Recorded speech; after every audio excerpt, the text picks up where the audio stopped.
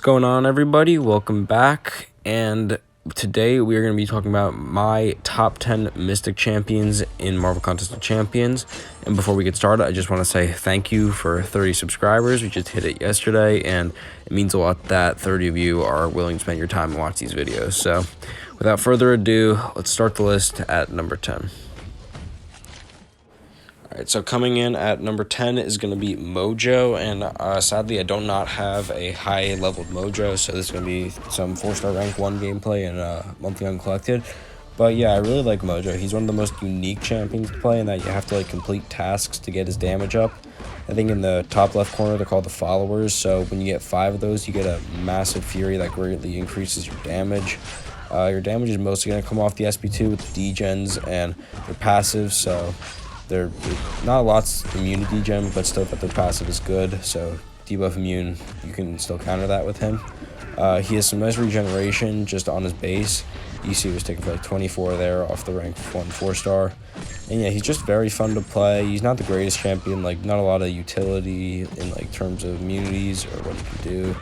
So he brings a good amount to the table, but not enough to put him higher. But he is a great number 10 spot. Alright, and at number 9, it's going to be Morningstar. Now, at a fully ramped up 5 souls Morningstar, she's probably top 3 Mystic Champion, arguably top 2. But she's just insane at 5 souls. She gets the lifesteal, unstoppable, huge damage off the special 1. The only thing really holding her back is the fact that until she gets to that point, she is kind of just very bland. She can't do a lot at 1 or 3 souls. But aside from that, she's always going to be great for matchups where there's a lot of buffs. So you can see at the end of this match, I'm going to launch a massive special 2 that'll nullify all of Civil Warrior's buffs. Right there, just took him down. That was a 100k health opponent. One special 2 just shot him all the way down. So she's great for matchups like that. And I think that she's just a really good champion, is a solid number 9 spot. Now at number 8, this one pains me, but it has to be Symbiote Supreme. And I think that when he came out, he was arguably the best Mystic Champion in the class, but he kind of came out during the prime of the game, when 6.2 Champion was ready. So he had so much use then, but over time, there are more bleed immune matchups and buffs, or matchups with not as many buffs, and he just kind of loses his relevance in a lot, but he's still great for a lot of fights. He's still so useful for progressing accounts. And I think he's still worthy of top 10 spot easily, but just since his release, he's kind of teetered off compared to the rest of the Mystic class, and the new additions have kind of started bumping him down. So still a great champion, still has a lot of damage off the bleeds, and his special 2, good utility with the power steal and armor breaks, but I don't know, he's just not as good as he used to be. So number 8. Now, number 7, we have a champion that is very, very similar to Symbiote Supreme, but I just believe he does it better than Symbiote Supreme, so it's going to be a Longshot, and he basically has the same benefits that Symbiote Supreme does, where he performs extremely well in matchups with buffs and are not immune to any debuffs.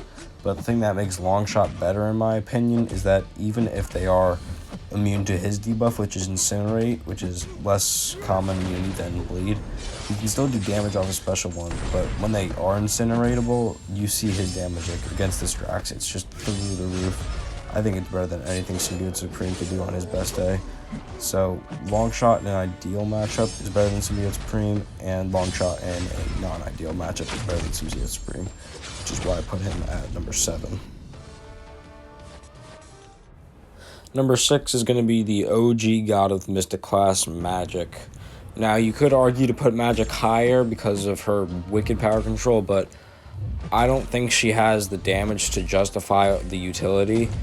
Or she has damage, just not enough. I feel like her special 2, Power Drain and Power Lock, is so useful, but when you do that, I kind of charge heavies in the corner, and her heavy just feels so weak most of the time.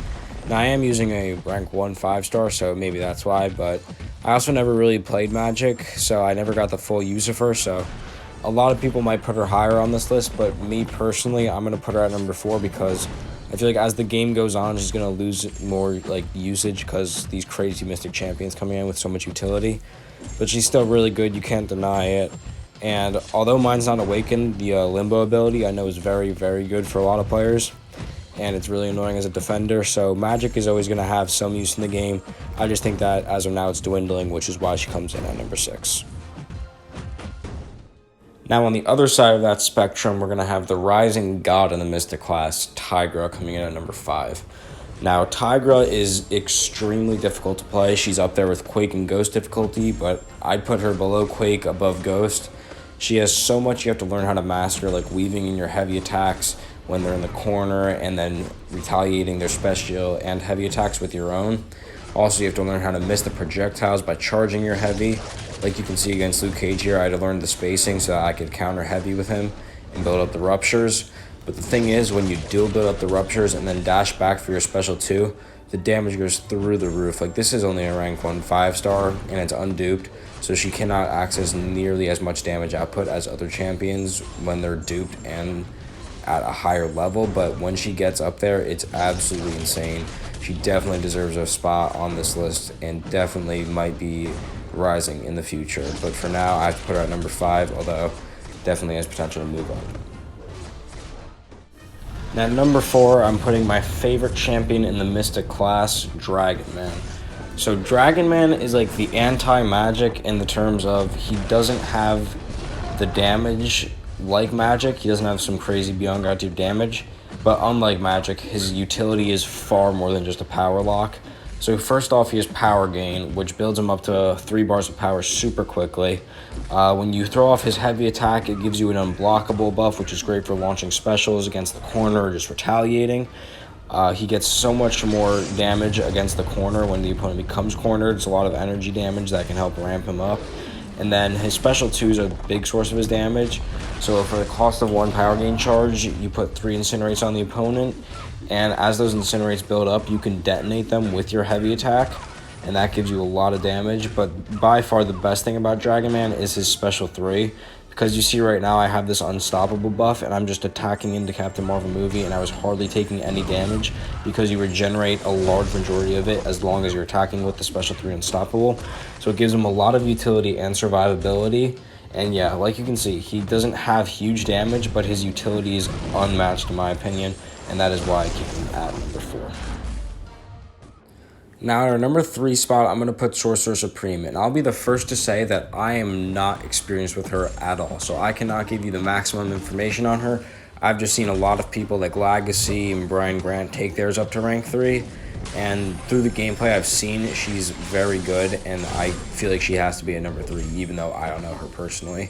So she does have armor breaks, which bumps up her damage. I know she has that huge slow, which can be useful against like 6.2 champion and other unstoppable opponents.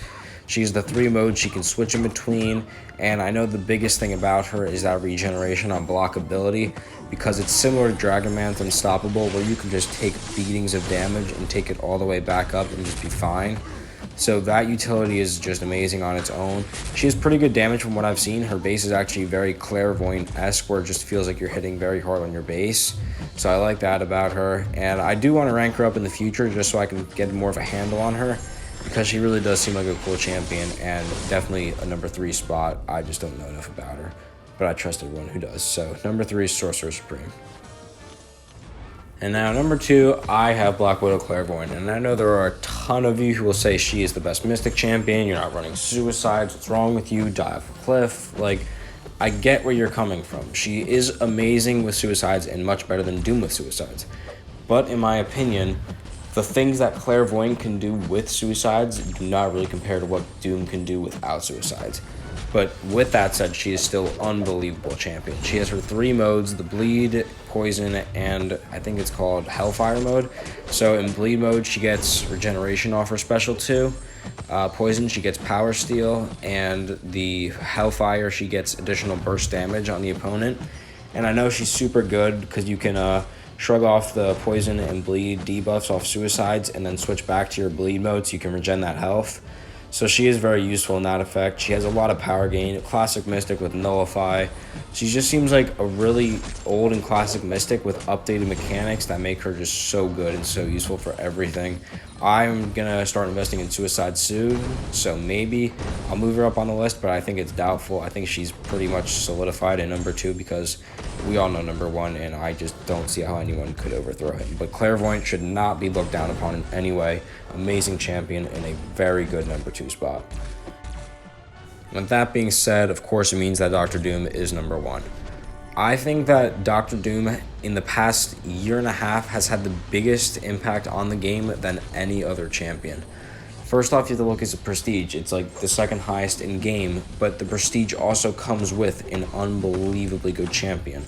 I think he's the closest thing you can get to in terms of feeling like you're in control of the fight as Doom or Quake, or not Doom or Quake, Quake or Ghost, sorry.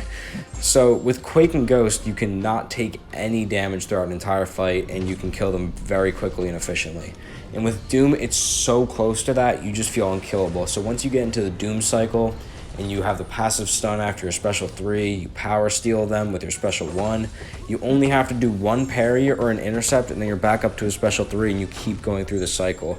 It's just so hard to take damage, and even if you do take damage off like a block, Doom has such high block proficiency that it doesn't matter. His base hits hit for truck-like levels when he's with the Furies. His special 2 is absolutely retarded with the Incinerates. I don't know how you can't put Doom at number 1. Even with suicides and shorter fights, he can still do it. It only takes about 15% recoil. So yeah, Doom is just easily my number 1 spot. One of the best champions in the game. And I think that he is easily the best in Mystic class. So that'll do it for the list. Doom at number 1. Alright, so that's going to do it for this episode of our rankings. The next one will be the Tech class. So be ready for that to come either tomorrow or the day after. And yes, thank you for coming by. If you enjoyed, feel free to like and subscribe, but it is not essential at all. Your viewership just makes me feel very happy that you care enough to watch this video. So thank you for stopping by, and I will see you in the next one.